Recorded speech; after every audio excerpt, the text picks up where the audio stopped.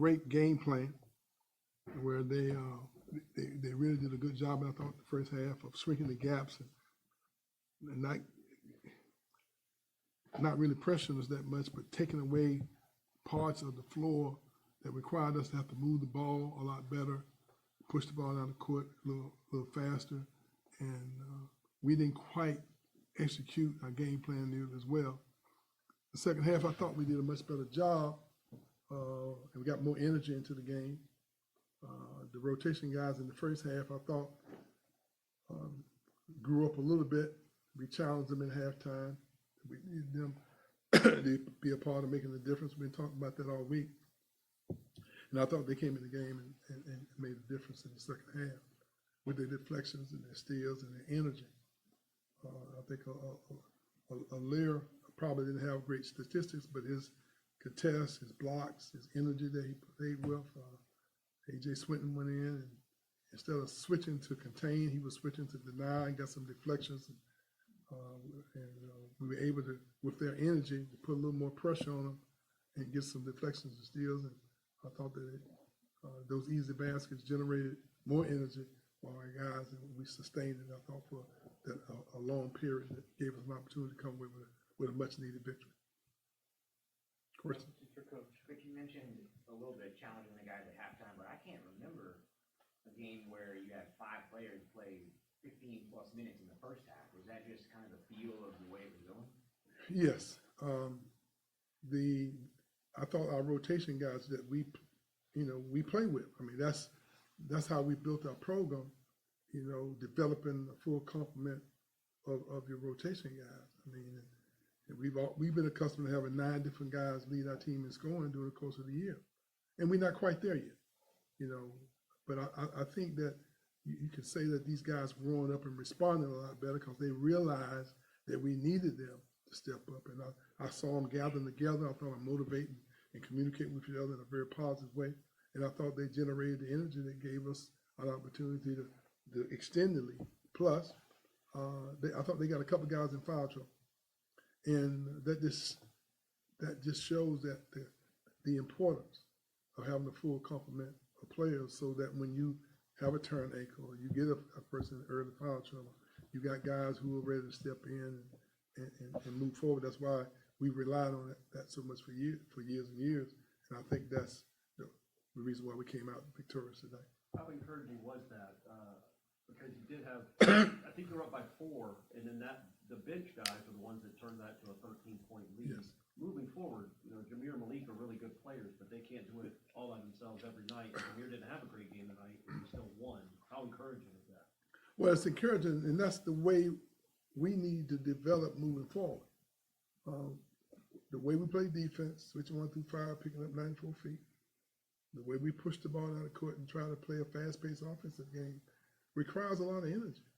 Those people who walk the ball down the court and do what they do maybe can extend guys' minutes a little more. But in our system, we've never been able to do that. I think one year we must have played Tony Douglas right into the ground. But other than that, we've always tried to keep guys as fresh as possible because that fits the way we want to play. And tonight, I thought we saw some glimpses of some guys coming in a unit and really, really giving us some of the stuff that you like to see this time of year.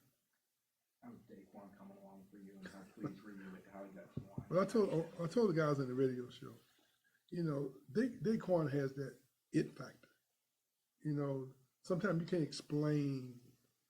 There's no words to why he's ready to go in practice, in warm-ups, and in the game. The same what you saw tonight is the same way he is in practice, same way he comes in the gym, same way he's in running our sprints. He's just one of those guys that's always emotionally ready. And that rubs off on some of the other guys. Right now he's a freshman, obviously he doesn't have as much command of the team as probably he will as he continues to, to have more success and gain more confidence. But Daquan obviously had a big thing to do in helping us win the game tonight. I mean, first play of the game, he knocks down a 3. Most freshmen, don't have that type of confidence, but he has that it factor, and I think he's going to get better and better. And it's on offense and defense. He had 3 steals tonight. Is that really the most kind of freshman confidence since maybe Scotty was here? Well, we've had, Jonathan Isaac was fairly good. I I mean, think the last few years. Last 2 or 3 years, man. The whole basketball thing is in transition. But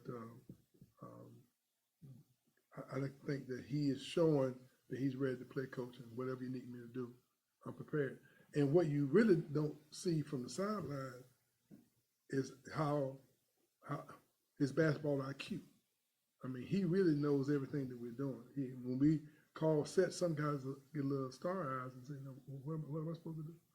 But he's telling guys what they're supposed to do and where they're supposed to go, and that just says a lot about him as a locked-in basketball player. He made a huge difference tonight on offense and on defense.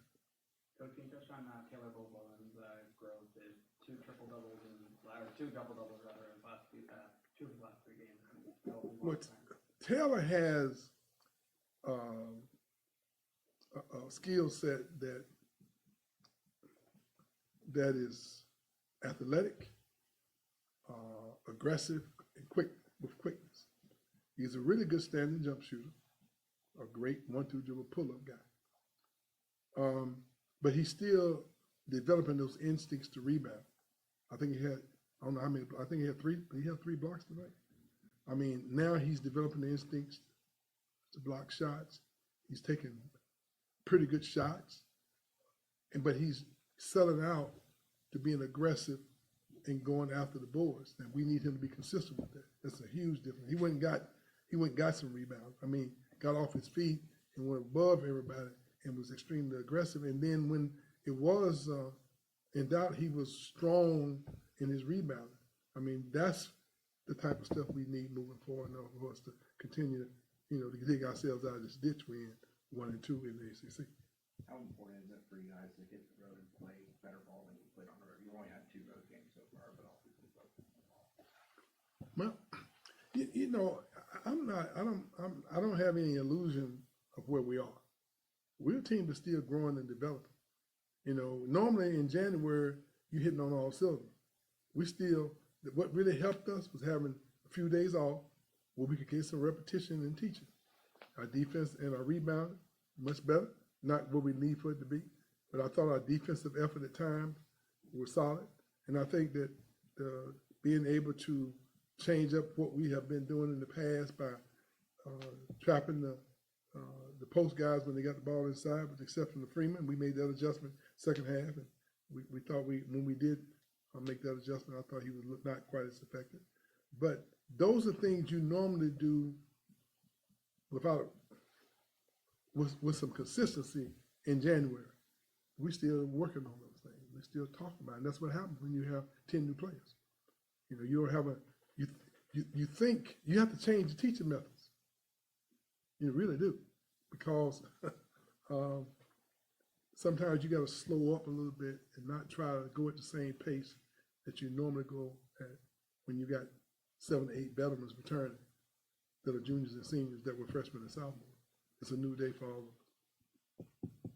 I know we've got Miami coming up. School spent a lot of years at. But were you did you get surprised or shocked by Larinaga stepping down in the middle of the season? Well, no, I was not surprised.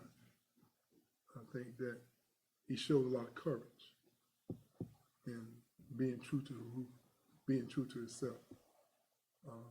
Unfortunately, a lot of coaches feel that way. But we all are making adjustments. We all are making adjustments. And he did what he thought was the best for the program, to his credit, for him personally. And you have to give a guy's props for making those decisions. I think Daquan played 28 minutes. Is that something moving forward? I mean, I know you probably wanted a little less than that. Yes. But you just talked about how well he's played. Could you see that being more of a norm? No, because the night, even though we scored 97 points, I never thought the game was in one of those frantic paces. Did you get that feeling? that if, even though it was a high scoring game, it wasn't like the pace was all out, and he was able to sustain that. Plus, he's getting in a little bit better condition. But I don't think that would be healthy for him to be put in a position where he has to play that many minutes night in and night out.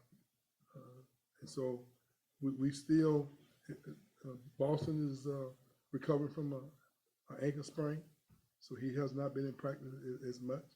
And Chandler is really more, he's capable of playing some point guard there for us, and so is Jameer.